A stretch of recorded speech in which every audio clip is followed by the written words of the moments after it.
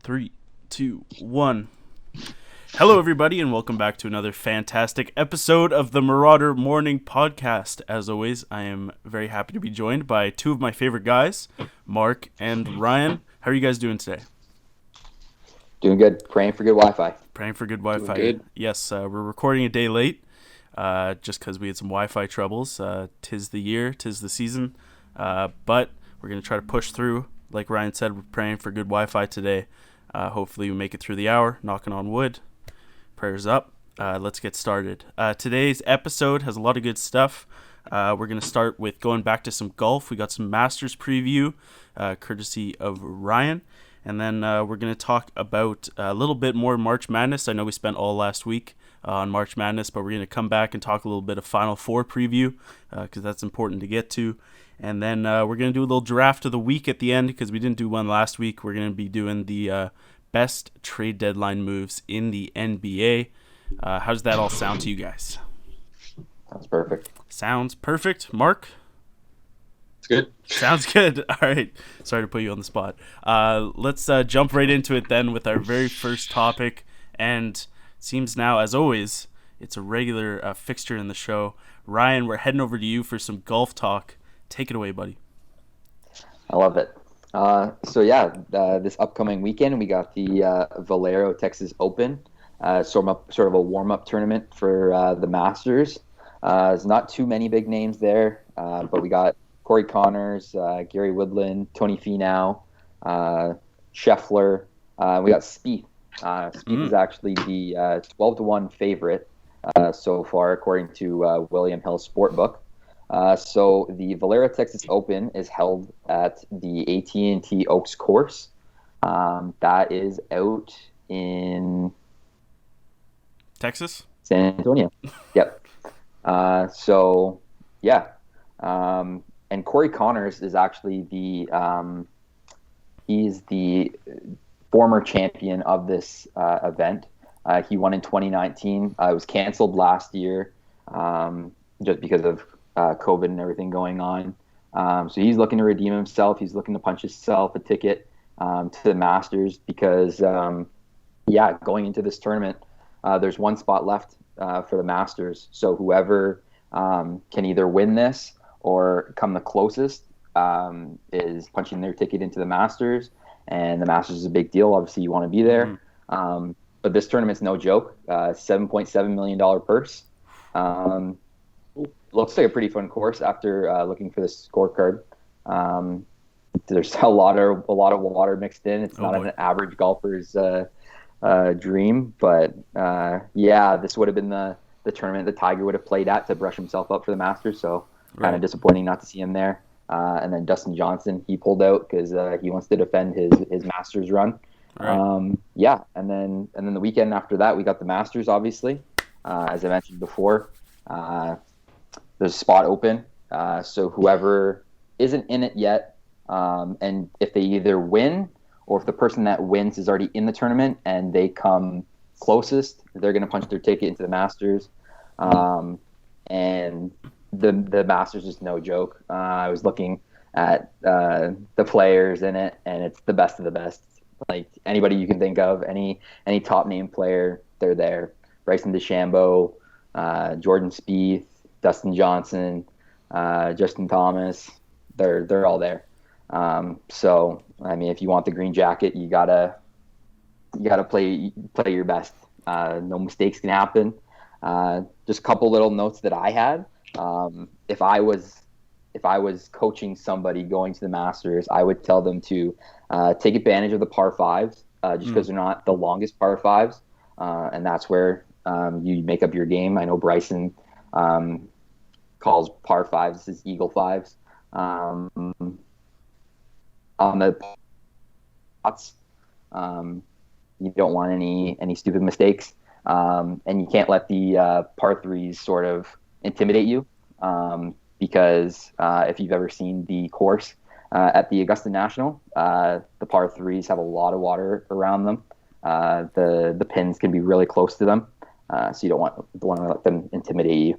And just looking over the betting odds on the tournament, They say that experience really wins championships, but I mean, Jordan Spieth, he denied that accusation a couple years ago, winning it as pretty much a rookie. So yeah, the Masters isn't an easy course, but anyone can win. So. Right. Yeah, Masters is awesome. I think I complained about this a couple weeks ago when we talked about golf, is that you get a lot of these tournaments and a lot of opportunities for guys to play, but you don't always get those best-on-best matchups. Good golfers will miss good golfers because somebody's taking a week off. But the Masters is the Masters, and everyone who is somebody is out there and ready to go. And that's what makes the Masters so great. I had a question for you guys. If you were someone who was already in the Masters, and you kind of get this conversation in other sports too, especially NFL, I've kind of heard it, where you have the chance to either take a week off and rest up, or keep your fire going and compete in a tournament or a game that doesn't really matter so much. Which route do you guys lean to? Or are you planning to keep on playing, or are you trying to rest up for next week?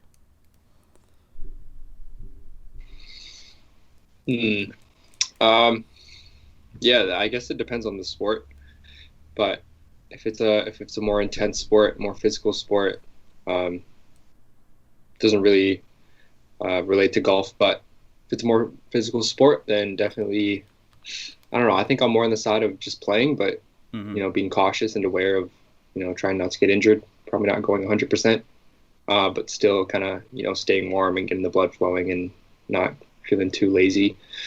But yeah, I guess for golf, I don't know. Is there a risk of injury for playing another tournament, or like what's kind of the risk or downfall of like playing another tournament? Just get a wrist injury if you hit a bad shot. Yeah, you think a Tiger's like back really mess injuries? Up your day. Yeah, on his back. Re-aggravating old stuff or tweaking something, or Brooks Koepka, he's like up in the air because his like neck sprain. So yeah, his neck sprain. Yeah, little stuff like that will just kill you, right? If you twang it, or that can take you out for a couple weeks even.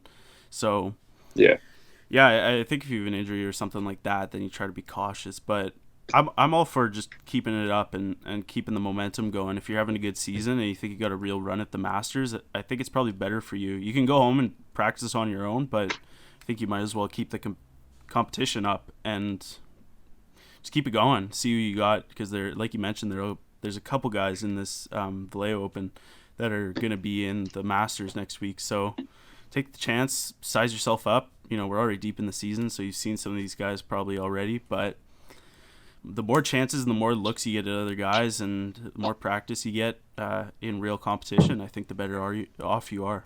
What do you think, Ryan? Yeah, I'm on the side of just playing. I know with a lot of sports like football, hockey, basketball, if it's the a couple games before the playoffs or a couple games before a big tournament, just limit my minutes. Don't put me out there against like the top guys. Just like put me in the smart situation so I don't get hurt. I don't get like too tired. Mm-hmm. And yeah, like in golf, I would still play. But if I'm a guy like Jordan Spieth, I would just look at it as like a warm up. Like I would just go out there, try to hit some like good shots, like tweak some things going into the Masters. And if I don't win, I mean, this isn't the tournament I'm training for. Right. You want to win them all, but the Masters are the goal. So. Yeah, absolutely. Yeah, the Masters is so special in the world of golf. It's. I mean, you think of like championships versus regular season games and other sports. Even like the Masters is such a gathering of elite golfers. It just feels special. It's really awesome. I have a question just popped in my head. If you guys could win a championship, any sport, Masters in golf, Super Bowl in the NFL, Grey Cup in the CFL, NHL, Stanley Cup, what are you taking? I'm definitely taking Stanley Cup. Stanley Cup? Yeah, for sure. Cool. I think I've watched too many Stanley Cup games. I've cheered too many games, and I played hockey my entire life. So I think if I ever got to win the Stanley Cup, I'd die a happy man. Yeah, that's a pretty special ceremony too, the Stanley Cup. Yeah. They have a pretty cool trophy presentation, and seeing all the guys on the ice afterwards, it feels cool. What about you, Mark? What are you taking? Yeah, definitely the Larry O'Brien Trophy for sure. Mm-hmm. NBA championship. Yeah. Similar reasons for Ryan. Just play basketball my whole life and lots of history with that trophy, so it'd be dope. Yeah. Yeah. Yeah, Larry O'Brien. I mean, both NHL and basketball, you get really more. It's kind of more special than some other sports because you're playing 4 rounds of 4 games, or sometimes 3 rounds of 4 games, whatever it is. It's a grueling playoff schedule to get to one of those trophies. It's a long time. In the NFL, which Super Bowl's special, but you play 4 games and then it's over. I think a run like you get in one of those series of 7 playoffs is really special. So I'd probably go NBA too. NHL seems really cool, but those two would be kind of neck and neck for me, I think. But Masters would be right up there for me. I think it would be in my top 3 for sure.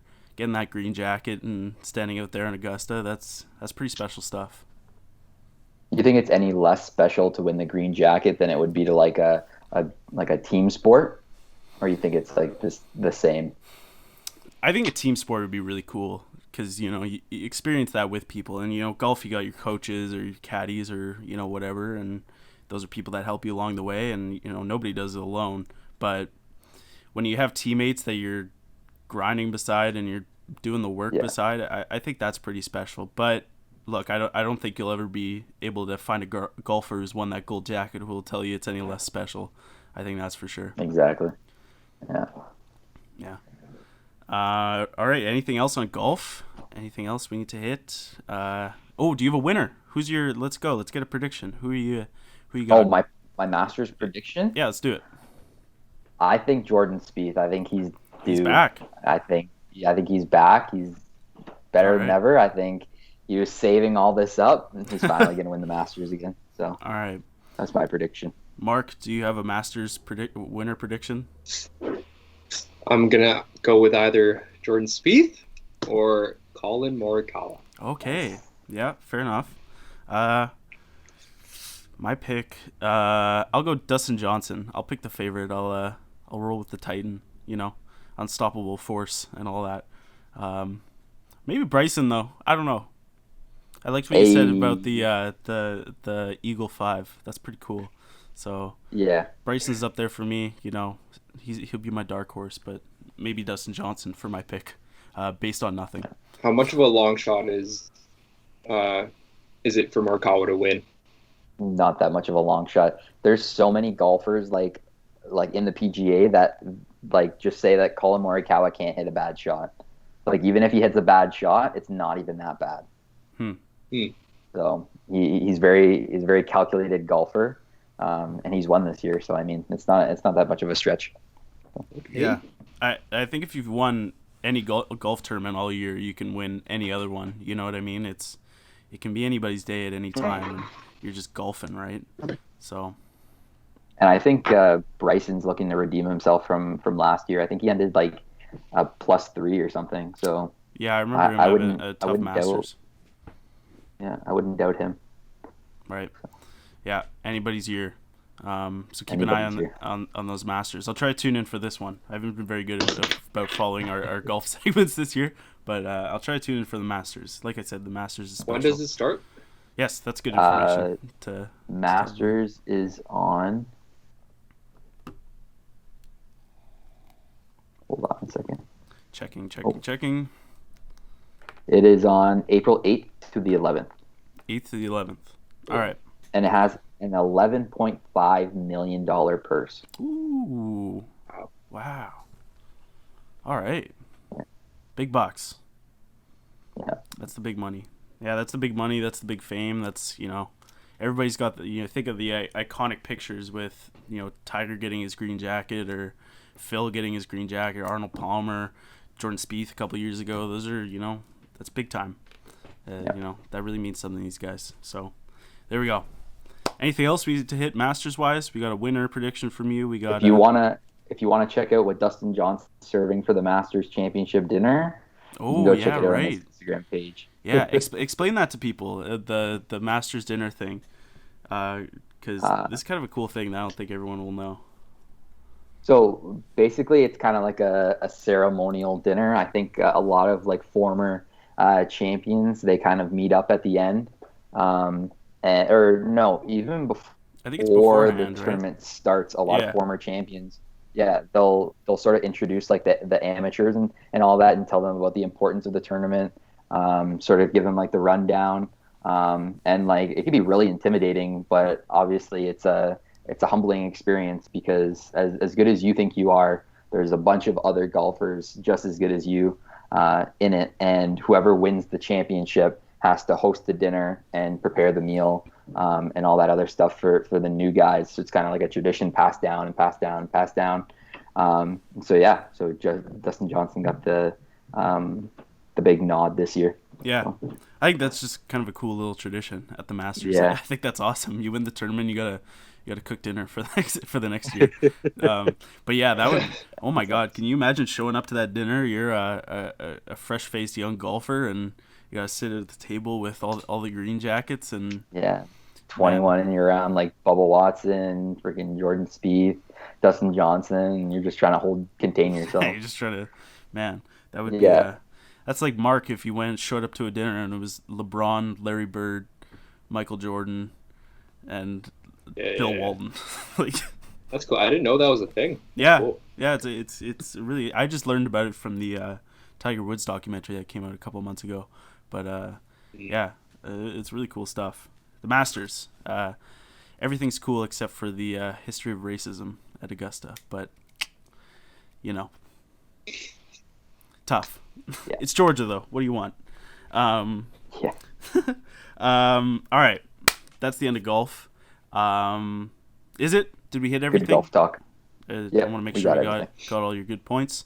All right, perfect. Thank you, Yeah. Ryan, for hitting us with that Masters preview. Looking forward to No that. problem. Love the Masters. Let's move on to our Final Four preview. Wow, that's word number one. I mean, 3 out of the 4 teams, not entirely surprising, right? We got in the Final Four, we have Baylor versus Houston. And then on the other side, we got Gonzaga and the surprise team, number 11, UCLA. Let's start there. I wanted to ask you guys, we all expect Gonzaga to win this game, right? If we just had to pick. Let's start there. Do you guys expect Gonzaga to win this game?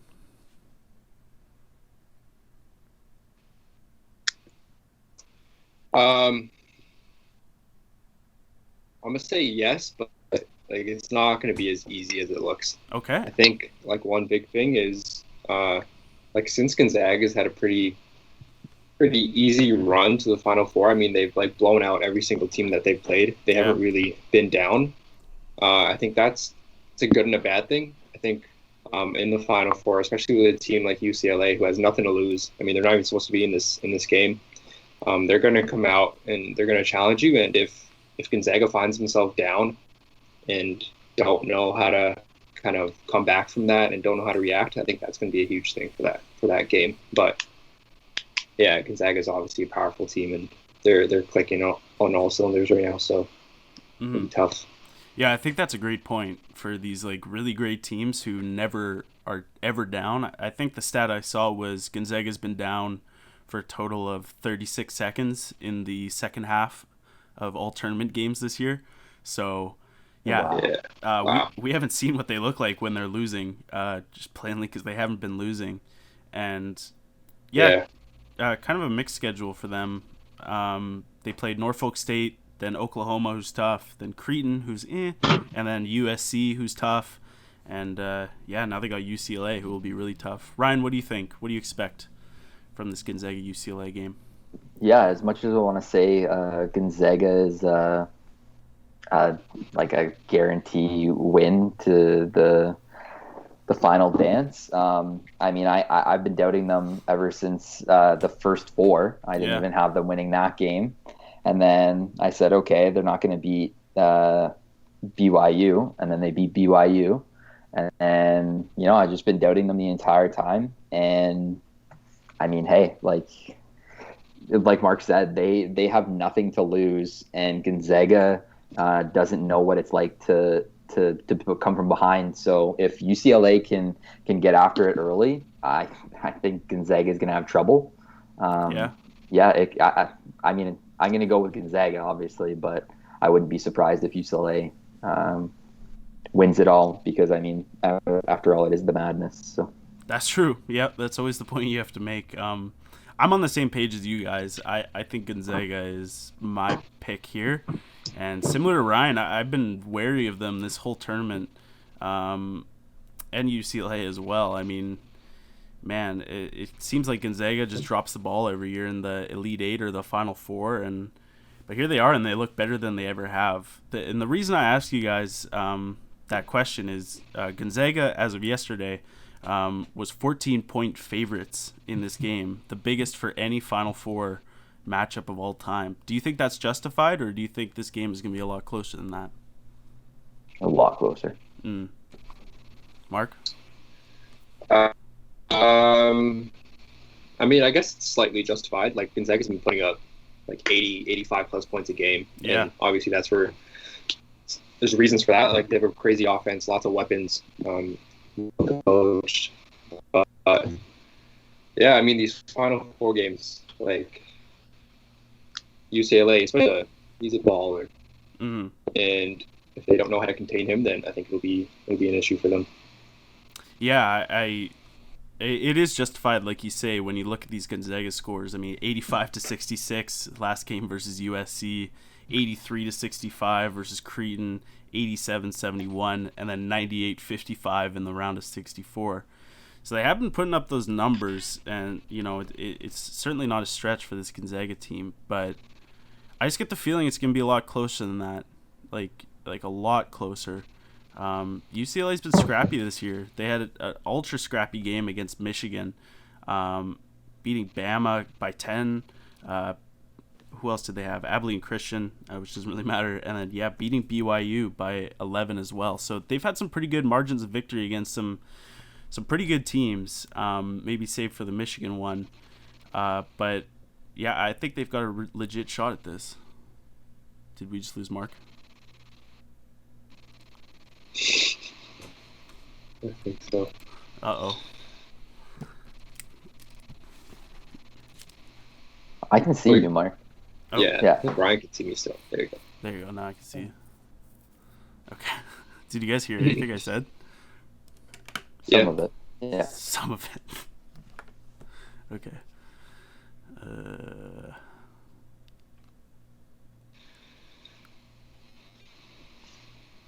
How are we doing? Can you hear me? Yeah, I think we're good. We're good? Yeah. Okay. All right. We'll keep going. See what happens. So I just said what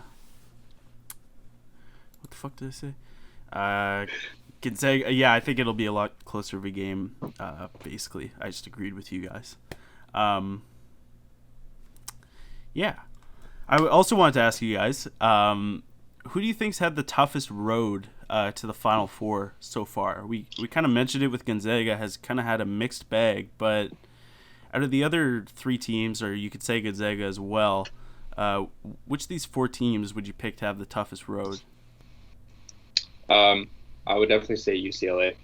I mean, being a first four team and kind of being counted out in every single game. I mean, it's not like they haven't played the toughest teams on the road. Like Abilene Christian and BYU aren't the greatest teams, but right. Beating Alabama, beating Michigan, which were two teams that a lot of people had in the Final Four. That's a big deal. And they beat them pretty respectively. I mean, like, they showed, like, they put up 88 against Alabama and then put on a pretty good defensive showcase against Michigan, holding them to 49 points. So, I mean, definitely UCLA.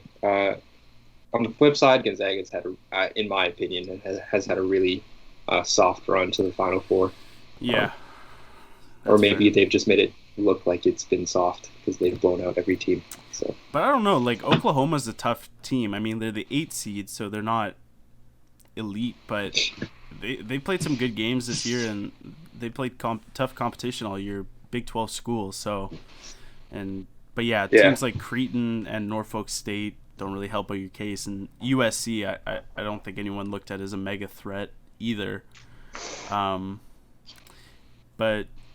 I don't know that Gonzaga's had the easiest route either. I think Baylor's had a pretty easy run. Well, I mean, they played Arkansas and Villanova and Wisconsin, which is pretty tough. Maybe it's Houston with the easiest road so far. I mean, Oregon State's okay. You say Houston as well. Yeah, you think so? Yeah. Yeah. Oregon State's had a pretty good run, but they're 12 seed and didn't beat anyone spectacular to get there. Syracuse, tough-ish, but again, nothing spectacular, and only put up 46 points in that game. Rutgers is meh, and then Cleveland State, the 15 seed in the first round. Just nothing special. Ryan, what do you think? Who's had the easiest? Who's had the toughest runs? Yeah, I definitely think what Mark was saying. I think UCLA definitely had the toughest. Gonzaga had the easiest. But I just wanted to give a shout out to my Oral Roberts team. I think if they were in the Final Four, I think their competition was the toughest. Ohio State, Florida, and then Arkansas. That if they made the Final Four, that would have been so crazy. But yeah, UCLA has beaten some pretty good teams like Michigan and Alabama are no joke. Like Mark was saying, I definitely didn't think that was going to happen. And yeah, Gonzaga, they're either making it look really easy or their competition just isn't that good. Yeah. So, but either way, it's looked like a smooth ride. Yeah. Another question that just popped into my head randomly. If you're a tournament team, any seed, would you guys take your tough matchups at the beginning of the tournament, or do you want, say you got to play 2 tough teams and 2 cupcakes? Are you taking the tough ones in the round of 64-32, or are you taking them in the Sweet 16 Elite 8? You don't get them in the Final Four of the championship, but if you could pick between those 2 options, what are you taking? I would definitely take the tough ones for sure.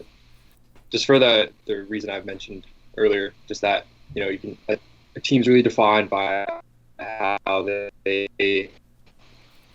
kind of react to Are we good? No, we're not good. What'd you hear last? I heard I would take the, and then lost you. So okay. Just repeat that. Go for Okay. it. Yeah, I would definitely take the tougher games early on. It's for a reason I've mentioned earlier, just because I feel like teams are defined by, how they react to tough games and how they react to being down. And so I think having that early in the tournament would really just prepare a team for, tougher games in the future and kind of ensure that they're supposed to be where they're at. So right. Ryan, thoughts? I would do the opposite, to be honest. I would pick the easy teams first and then the hard teams. But I would go into the easy games thinking that they're a really tough team. And I would kind of do what Gonzaga is doing, basically just pummel the score, like just absolutely crush them. Have like that killer mindset going into it, and then face these really hard teams so that you've already you've been playing with that mindset. Now you actually have to like play against a team that can actually combat your forces. I feel like if you played the really tough teams first, and you beat them, you're going to go and play the easy teams, and you're going to be like, oh, this is just a cakewalk. And then you're going to get beat by a UCLA. You're going to get beat by an Oral Roberts. You're going to be beat by some team that, shouldn't be beating you. Yeah, I mean, both answers are kind of fair. And, I mean, realistically, you don't get to choose like this. But I think I'm going to go with Mark, because the reason I asked this is I'm kind of wondering if UCLA, who otherwise may not have been very special in the tournament, got a little bit of a spark by beating a Michigan State in the playoff, in the play-in game. Getting someone tough early and going, oh, okay, like maybe we can do something here. Maybe we can really make some noise. And so I wonder if that just kind of kicked them off. And also, you think of a team like Ohio State who played Oral Roberts easy early on. There's no guarantees, right? So, yeah, I don't think there's a particularly perfect answer to this, but I think I would go with Mark on this one. Yeah. Yeah, I guess if we take my point, my point kind of contradicts myself when I talk about Oral Roberts, eh? Right, right. Yeah, fair enough. Yeah, I think if you went back and asked Ohio State if they would take Oral Roberts again or someone else, they'd probably go someone Yeah, else. They could do that over again. definitely. Also, if you lose to one of those teams early on, I mean, we saw how Ohio State, some of it fair and some of it way out of line, Yeah, got rocked by their fans after they the lost that threats game. and all that stuff. Yeah, Yeah, that was tough. That was tough. I feel that was bad for those ridiculous. guys, but yeah. So there is always that. Like, if UCLA had lost to Michigan State in that play-in game, I don't think anyone's going. I don't think anyone's sending death threats over it. You know what I mean? But and Ohio State loses to an Oral Roberts, and that's a hell of a spotlight. Right on. Let's pick the other side then. We talked about UCLA Gonzaga. We all think Gonzaga, but maybe not as much as the betting houses have it at. Let's go to the other side. Baylor Houston, a Texas battle. Let's just do it the same way. Do you guys have a prediction for this one? Who do you think takes it?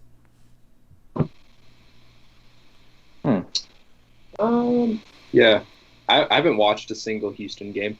Yeah. To be honest, I watched the Arkansas Baylor game, and one thing that stood out to me about Baylor was, I mean, I think everyone knows this, is that they're a really good defensive team, but they're also able to score the ball. They shot the ball from three pretty well in that game, and Arkansas is a pretty tough team in themselves. So, yeah, just the defense I think is really important, and it's very corny, but defense wins championships, and I think this will be kind of a deciding factor for this game. Hey man, yeah, it's corny, but it's true, and yeah, I like it. Ryan, I'll get your thoughts first. What do you think on this one? I actually did watch the Houston and Syracuse game. Good. And Houston just absolutely dominated the entire game. Syracuse didn't even know, like, it didn't look like they knew what basketball was. So they're definitely a good team. I definitely doubted them picking Syracuse in that battle. But yeah, Baylor's no joke. Went into the tournament 22-2. They've beat some decent competition, Wisconsin and Villanova. And then they have Arkansas, or they beat Arkansas. So, anything can happen. Yeah, anything can happen. Again, a fabulous point to make during March Madness, because it's true as ever. But I'm gonna roll with Baylor here. Like Mark said, fantastic defense, like really, really good defense through the first couple of weeks of the tournament. And then against Arkansas, not as great of defense, but their offense really picked it up. And I think that's really encouraging to see from a defensive team, is sometimes those teams get so locked into defense, and then when they get exposed a little bit on defense, the offense just completely falls apart with it. But Baylor seems like they were able to, the defense is not 100% today, offense take it over, and I love that look. So I think Baylor's going to win this one pretty close, but I think cleanly. I don't think it'll be much of a scare for Baylor. I see them with a pretty easy walk. I mean, easy is the poison word during March Madness. There's no such thing as easy games, but I think it'll be a clean walk into the finals for Baylor. That's my prediction. I'm gonna pick Houston, by the way. I didn't actually pick anybody. Right. But I'm gonna go with Houston. You just stick with Houston? Okay, that's good. I like a little bit dissension, a little disagreement on the show.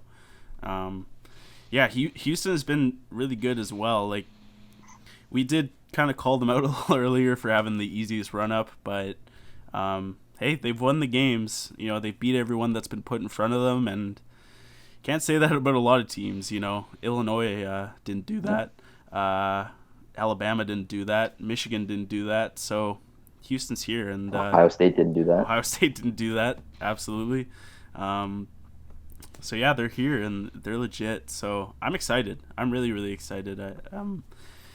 Texas basketball has been great the last couple of years. You think of Texas Tech 2 years ago making their Final Four run. You think Texas, who just lost Shaka Smart, their coach, who I like a lot, but they've got a good team. Baylor and Houston as well. Yeah, Texas basketball. Don't have a reason why, but been good. All right. Any other thoughts on March Madness stuff? Any other Final Four? Should we predict a national championship, or should we just save that for next week? Oh, I don't think we're going to get it next week. Yeah, we're going to miss it with our next episode. So we better predict our national championships right here. Let's say it's Gonzaga. Well, me and Mark got Gonzaga Baylor, and Ryan has Gonzaga Houston. Let's get some national champion picks here. Ooh. And that's weird. I mean, Gonzaga and Baylor both were teams that haven't won a national championship. So right. Just because I like Jalen Suggs and Gonzaga has a Canadian on their team, I'm gonna go with Gonzaga. Fair point. Wherever there's a Canadian, we like to pick them. Fair point. Ryan, what are you going with? Yeah, I got Gonzaga winning it. So really, in my updated one, yeah. I'm gonna stick with my original tournament pick that I have in my original bracket. I'm going Baylor. I think Baylor's gonna destroy Gonzaga. I'm gonna go strong with this one. I think Baylor dismantles Gonzaga in the final. I'm gonna say Gonzaga wins by 10+. That's my prediction. Aren't you the same person that picked Ohio State? Yeah. Well, me and 98.9% of everybody else in the world. So you're not going to shame me for that because you're the elite percentage of people, and I'm just the regular. I'm with everybody else, so I don't feel too bad. It's going to be a really good game, though. I think so. Two teams, yeah, I don't know. Two teams. If it's, I'm kind of... All right, go. If it's Gonzaga versus Baylor, two teams that haven't won it, they're going to try really hard. Can I switch it? I'll switch it. You're going to switch to... I'm going to go with Baylor. You're going to go with Baylor? I'm going to switch to Baylor. Okay. I am. Yeah. I am. This guy's a fake fan. He's converting over to my side. I'm not a fan of either. I really don't want... I don't want either team to win. I like it. I the thing we always hear with March Madness is, wow, it's it's so crazy, and then Duke, Kentucky, Kansas, Arizona, UCLA ends up winning it. It's all this fun, and then one of the 5 team wins it. You know what I mean? So I like it in a year where we've got some random teams. I mean, it'll be kind of a disappointment if UCLA wins it because they have a bunch of national championships. But not for a long time. And then you look at the other 3 teams. Yeah. You got Baylor, Houston, Gonzaga, who never had one, and I'm all for someone new getting in there and winning it. I think, and in a year where those 5 teams, the really great elite schools, Duke, Kansas, Kentucky, have not been that good. I like it that we have some teams that have stepped up and been excellent, and I don't think it's going to be a fake champion this year. I think these are real competitive, awesome basketball teams. Mark is in the corner screaming that Duke isn't in here. So Duke's having a rough year. Let's not talk about Duke. I can go on a...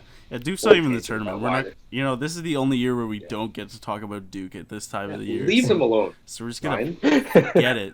We're forgetting Duke. Coach K is in the Bahamas or whatever, just chilling. This is the first March he's had off since 1980 whatever. Yeah. So he's probably chilling. How does he got to let other teams win? That's all it is. Yeah, Coach K's gonna show up at the finals with the Duke team and win it. They're just gonna storm onto the court, steal the game. We're here. No, you guys are in it this year. You're not supposed to be here. That's good stuff. All right. So I've got Baylor. Mark has Baylor as well. Did you land? Or are you sticking with Baylor? Yes. Okay. And Ryan is riding with Gonzaga. No changes. All right. Yep. We'll see what happens by the time next week rolls around. We haven't been so hot so far with our with our collective picks. Ryan more than the rest of us. I will give that to him. But yeah, not so awesome with the rest of ours. But like I said, we're with everybody else. So at least we're in the crowd. There we go. March Madness. All good? Anything else? Last chance? Final four topics? All good? All right, we're moving on then. And we're going to do our draft of the week now. We've got a good one this week. We're doing back to NBA talk. We're going to do trade deadline. Who did the best moves? Who did the best stuff? NBA trade deadline is mostly not trades. Actually, it's a lot of buyouts and keeping guys and not doing anything. So the trade deadline is kind of a misleading name. Lots of stuff goes on, but we're going to talk about the best stuff that happened during the NBA trade deadline in draft form. And Mark, why don't you take it away with the first pick as our NBA expert? Who had the best move during the 2021 NBA trade deadline? I'm going to go with... Dang. Definitely the Bulls. Definitely the Bulls. Vucevic. Explain. Yeah, I'm going to go with that one. I think Levine is definitely in his prime, and I would say Vucevic is also in his prime. Obviously, greatest, but I think that if the Bulls kind of build around these two, and you have Kobe White there as well and Patrick Williams, I think they can have a solid team. Levine and Vucevic are a pretty dynamic duo on offense, and I think they can make some noise. But definitely a good move for Vucevic. I mean, he's going to waste his time if he's on the Magic, so yeah, better to go somewhere like Chicago. Yeah, I look at this as kind of like the best two-sided deal. In the NBA, often one team gets screwed over really hard on a trade, but this is pretty good. Orlando gets some picks back, some good first-round picks, which who knows, but they're not going to do anything like you said with Vucevic, so. Yeah, might as well get rid of him. And then for Chicago, I mean, they're right on the edge of the playoff conversation right now. And, some good players, like you mentioned, Kobe White, Lauri Markkanen, Patrick Williams, the youngin. Yep. And, let's see what you got. Let's see how good you can be. And, trade for another piece. I love this one. I'm a big fan. See how good you can be. Ryan, any thoughts on the Vucevic trade? Yeah, I absolutely love the trade. It's actually one of my picks too. But it just disappoints me that since the trade, I think they're like 0-4, 0-5 or something. So it's just like it's such a good fit in your head, and then it just doesn't pan out. So if not this season, then I hope next season they can figure it out. Like get him there for a full season. Like Levine is definitely in his prime. He's having a crazy year. Kobe White, Patrick Williams, Lauri Markkanen, like they've got a ton of talent. They didn't need the pieces that they traded away. Yeah, I totally agree with you guys. This is a young Bulls team, really young. Like Lauri Markkanen, all those guys, Pat Williams, those guys are all 25 and under. Even Zach LaVine, I think, is still 25 or something like that. So you got time, and even if you just make the playoff game, the play-in game, or you get to the first or second round of the playoffs, let's get these guys some playoff experience, because we've seen it in past years, like teams like the Nuggets, who may have been ready to win the championship last year or 2 years ago, just have no playoff experience. And I expect the Nuggets to be better this year in the playoffs, but let's get you guys some playoff experience this year. Maybe you pick up another couple pieces in free agency or the draft in the offseason. And then, next year is your real run at it. And let's see how good we can be. So, big fan of the Vucevic trade. Ryan, your first pick. All right, my first pick is the Portland and Toronto trade for Norman Powell going to Portland and Gary Trent Jr. and Rodney Hood going to Toronto. I think Norman Powell is having an insane year. He's shooting 43.9% from three. He's only 27, and I think Portland's getting a great player. Coming back to Toronto, Gary Trent Jr., doing a little research on him, he was pretty crazy in college. Last night he dropped 33 in a losing effort, but it's definitely nice to see. I know that the trade is basically because they think Powell is 27. He's not going to be there forever. Might as well get something out of him. Gary Trent Jr. is 22, only like 4 months older than I am. Yeah. So, I mean, they get a good young shooting guard, point guard to run alongside Fred VanVleet. Mm-hmm. Yeah, and Norman Powell had nothing but respect to say for Toronto. So I love it. Yeah. Norm Powell, yeah, I think this is a case of, good player but not good fit for this situation. Toronto, Norm Powell was great during that playoff run, and, he's a perfect playoffs guy where he comes off the bench, gets buckets for you, plays good defense. And where they are at right now, I just don't know where Toronto's at right now. I think they're probably looking to get younger, like you said, looking to maybe pick up some picks and just go about it that way because, I don't know what's happening in Toronto right now, but they're not chasing championships right now. So Norman Powell really isn't that guy. And then for Portland, Norman Powell instantly steps in behind CJ McCollum and becomes a part of that awesome guard rotation up there. That's gonna be great. You're gonna have to be able to guard the perimeter out there in Portland. Yeah, if you wanted to run a small ball lineup with Lillard, McCollum, and Powell, I think pretty good combination. So yeah, that's totally feasible. Yeah, I think Norman Powell's listed as a small forward, maybe. Or maybe he's listed as a shooting guard, but he's definitely played some three. Great pick there, Ryan, with the Norman Powell trade. It's going to be a good fit up there in Portland. For my pick, I think he was one of my picks for best offseason moves. Back at the beginning of the season, I'm going to pick him for one of my best trade deadline moves, and that's Victor Oladipo going to Miami. I thought it was going to work out in Houston. I was so wrong. But now I think it's really going to work out in Miami. I feel good this time. Oladipo, he's going to a way better situation than they have in Houston. He's going to slot in right there with those veteran guys. Jimmy Butler, I think he'll be a great compliment to Victor Oladipo. And you look at what they had to give up. I mean, Avery Bradley, Kelly Olynyk, and a pick swap. Like, whatever. That's fine. Take those guys.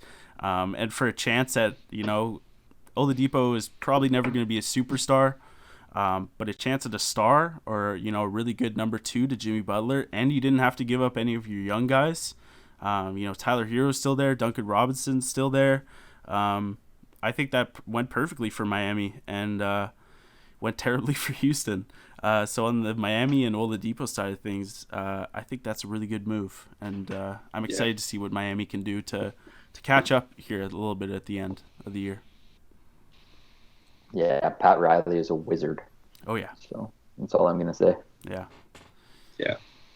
Definitely huge being able to keep like Hero, Nunn, Robinson, all those guys. Yeah. Not give them up and still have Oladipo kind of on your team. Like it's a big move. Yeah. Yeah, like when I seen Oladipo to Houston or Oladipo to the Heat, I instantly thought Robinson or Hero is gone. Like there's no way. And then I seen the breakdown of the trade and I said, wow, Houston got fleeced. Yeah. So yeah, Houston's getting picked on, man. I don't know what's going on out there, but they are just getting beaten up by everyone else in the league. I don't know what they have for picks. They have a couple from the James Harden trade that are just gonna be worth nothing. Because they're gonna be like the 28th, 29th, 30th overall pick or whatever. Which in basketball is usually a pretty bad player. And then I don't know who they got. They traded away Rodions Kurucs the other day, so they don't have him from James Harden trade anymore. Houston, get it together, basically. All right, there we go. There's our one-round draft of the week. Quick picks on the NBA trade deadline. We're going to get out of here because the Wi-Fi is brutal. And I think recording about 40 minutes has taken us almost an hour. So we're just going to end it there because we got an episode and we're not going to get greedy with it. Guys, how'd you feel about this ultra choppy Wi-Fi disabled episode of the Marauder Morning Podcast? I always love talking sports. So. Yeah, even when we're fighting through it, it's still a good time. Yep. Mark, you too? Thumbs up? Yeah. Yeah. I never respond to it. Sorry.